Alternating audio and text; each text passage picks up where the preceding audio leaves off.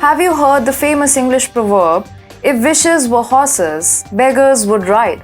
It emphasizes that mere imagination doesn't work. Wishful thinking, especially filled with negativity and hatred, has no effect or use. For a very long time, the Islamo-leftist lobby has been fostering anti-India intentions and wishes. But thanks to our vigilant security forces, the anti-India cabal has always failed to manifest their nefarious agendas. Let me give you an example. The proscribed terror outfit, Popular Front of India, had wished to convert India into an Islamic nation by 2047. But with relentless and decisive actions, the security agencies ended PFI's nefarious and communal wishes as mere Mungeri Lal ke Haseen Sapne. Hello and welcome to TFIPost. I'm your host Vedika. If you're watching us on YouTube, please subscribe and press the bell icon to get all the latest updates. If you're watching us on Facebook, do like, share and subscribe to the page. Let's begin with the video report. After the unfortunate 2002 communal riots in Gujarat, the entire Islamo-leftist lobby wished only for one thing.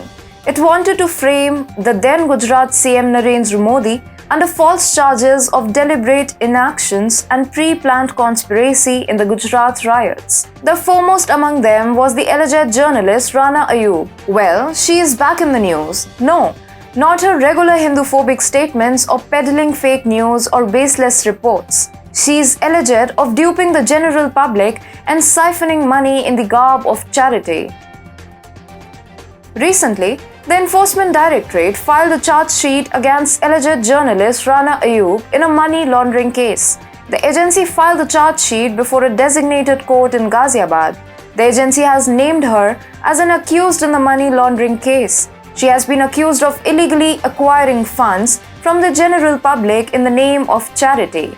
The case started way back in 2021 when UP police had filed an FIR against her in a money laundering case. This prompted ED to initiate an investigation against the alleged charges.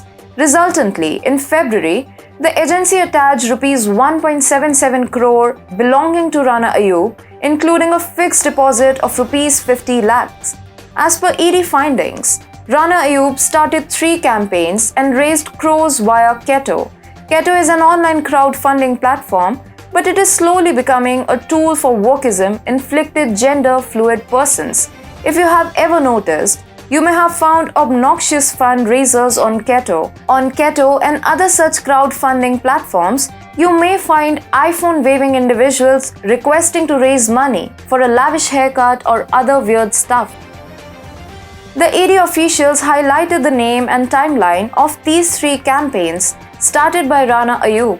Between April and May 2020, a campaign raised funds for slum dwellers and farmers. Similarly, she raised funds during June and September 2020 in the name of relief work for Assam, Bihar, and Maharashtra. Later, during May to June 2021, she raised charity in the name of helping COVID-19 impacted people in India. Reportedly, she received donations worth Rs 2.69 crores through these 3 campaigns, out of which Rs 80.49 lakh was received in foreign currency. But the agency has claimed that her sole intention was to cheat the general public. As per ED, she used a family account to raise funds from Keto platform, particularly her father and sister's account. Later on, she siphoned these funds in her personal accounts. In its charge sheet, ED claimed that she submitted fake bills to dupe the general public and claimed more expenses towards relief work. Part of the money received as donations was allegedly used for personal expenses, including a vacation trip. During interrogation, the alleged journalist Rana Ayyub could not explain why she had not utilized the donations and certain expenditures. The ED findings revealed that Rana Ayyub only utilized Rs 29 lakh for actual relief work. Out of the remaining public money meant for needy persons, she used the funds for her personal gains and lavishes. She created a fixed deposit of Rs 50 lakh for herself and transferred another Rs 50 lakh to a new bank account. The ED also accused that Rana Ayyub violated FCRA norms and received these funds from foreign countries without any approval or registration from the government. It is mandatory to get prior approval for receiving donations from foreign countries under the Foreign Contribution Regulation Act 2010. Coincidentally, when the Income Tax Department initiated an investigation for allegedly violation of FCRA norms, Rana Ayyub returned the foreign donations to cover her tracks. The ED said, ED investigation has established that Rana Ayyub had launched the aforesaid campaigns with the sole intention to cheat the general public and acquire proceeds of crime in the form of FD and balances in bank accounts, projecting them as untainted. The alleged journalist and rabid Hindu hater Rana Ayyub has been notorious for propagating falsehoods to peddle the narrative of minority oppression in India. She has been alleged for making a multitude of Hindu-phobic comments, deranging Hindu rituals and festivals, but at the same time, she has been shielding extremist elements in the garb of religious oppression and so-called illegal acts of the fascist Modi government. As the saying goes, birds of a feather flock together. She found a perfect match for her ranting against the Modi government and making outright anti-India statements. She has been writing for the Washington Post, but there too, she is not taken seriously courtesy of a frivolous track record. In fact, her credentials as journalist are questionable. She was earlier associated with the notorious yellow journalism portal Tehelka. One of the founders of Tehelka was Tarun Tejpal, accused of sexually assaulting a reporter, among other undefendable controversies. Rana Ayyub has a habit of spewing venom and making anti-India statements. She regularly deranges Indian civilization on foreign media portals like Al Jazeera and New York Times, among others. But her most notorious litany of lies and falsehoods were exposed by the apex court of the nation. She had written a book titled as Gujarat Files: Anatomy of a Cover-Up.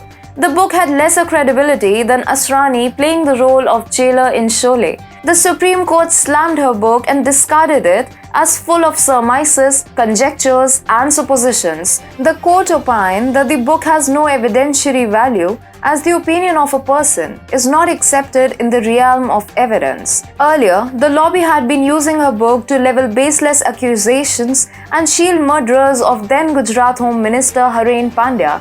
Haren Pandya was murdered on March 26, 2003. Gujarat High Court had acquitted the 12 accused in the case. In July 2019, the SC overturned the judgment of Gujarat High Court in the murder case. The CBI had filed before the court that the former Home Minister was murdered to avenge the 2002 communal riots in the state. Had the Supreme Court not called out her rubbish claims, the leftist lobby would have kept on repeating the same falsehoods against PM Modi as it did for around 2 decades. It is a great irony that the main victim or sufferer of the Islamo-leftist lobby is not the Modi government or Hindus whom they attack relentlessly. But these lobbies have been cheating and fooling the minority communities in the name of fighting for their rights against the so-called fascist government trying to snatch their basic human rights. As it happened in this case, where Rana Ayyub allegedly duped them in the name of charity. By generating irrational phobias of communalism, they have been rallying the community behind them by mere virtual signaling rather than providing them real progress like education and health infrastructure.